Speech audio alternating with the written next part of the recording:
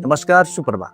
आप में से कई सारे लोगों के सवाल थे कि बैक पेन से रिलेटेड कुछ आसनों के बारे में बताएं जिनसे कि हम अपनी बैक पेन यानी कि रीढ़ की हड्डी की जो दर्द की समस्याएं हैं इनसे निजात पा सके, जो हमारे रीढ़ की हड्डी की जो स्थिति है उसको और भी ज्यादा बेहतर बना सके।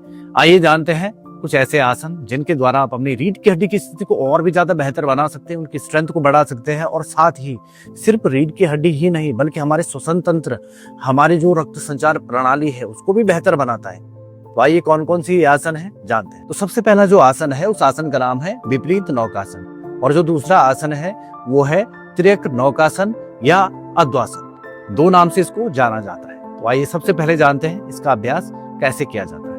विपरीत नौकासन के लिए हमने पेट के बल लेट जाना है इस प्रकार से सीधी अवस्था में। दोनों हाथों को आगे की तरफ रख लेना है। इस प्रकार से दोनों हाथों को और दोनों पांव को आपस में मिला लेना है। श्वास भरते हुए हमने दोनों साइड से ऊपर उठना है, यानी कि पांव को भी ऊपर उठाना है यथाशक्ति और दोनों हाथों को भी ऊपर उठाना है।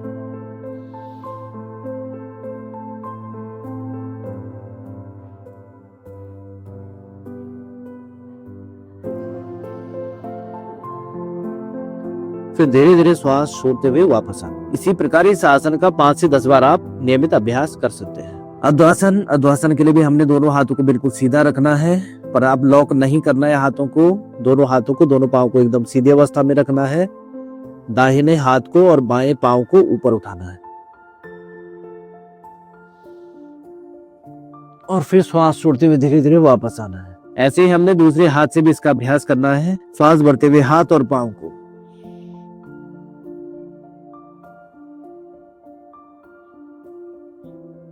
और श्वास छोड़ते हुए धीरे धीरे वापस। इसी प्रकार से आप नियमित इसका अभ्यास कर सकते हैं। आइए जानते हैं, बात करते हैं इसके फायदों की। सबसे पहला फायदा ये है कि हमारे रीढ़ की हड्डी की स्थिति को बेहतर बनाता है, यानी उसको सही करता है। जो लोग झुककर चलते हैं, रीढ़ की हड्डी आगे की तरफ झुकी है, उसको सीधा कर लेता है यदि इसका नियमित अभ्यास किया जाए तो। दूसरा फायदा ये है, जिनको साइटिका की प्रॉब्लम है, स्लिप डिस्क की प्रॉब्लम है, वो सभी लोग इसका अभ्यास कर सकते हैं और उन लोगों के लिए यह आसन किसी रामबाण से कम नहीं है। बहुत ही फायदा देता है। बहुत ही कैसा भी बैक पेन हो उसमें आपको ये दो आसन बहुत आराम देते हैं।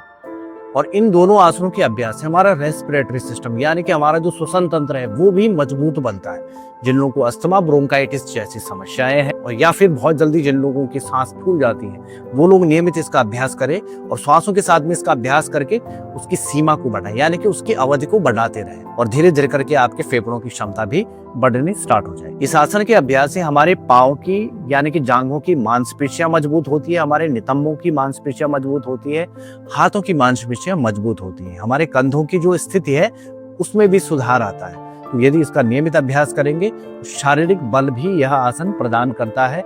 जो हमारे हाथ पांव की जो वीकनेस है, जो कंपन है, उसमें भी सुधार हो जाता है। यह आसन हमारे पेट की मांसपेशियों को भी मजबूत बनाता है, साथ ही हमारा जो रक्त संचार प्रणाली है उसको और भी ज्यादा बेहतर बनाता है। तो आइए जानते हैं किन लोगों को इसके अभ्यास से बचना चाहिए। सबसे पहले तो गर्भवती महिलाएं इसका अभ्यास ना करें।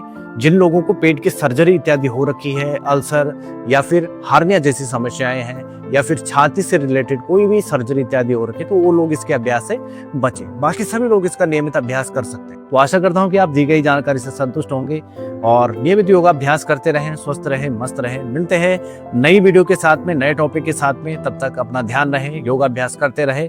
जय बद्री विशाल।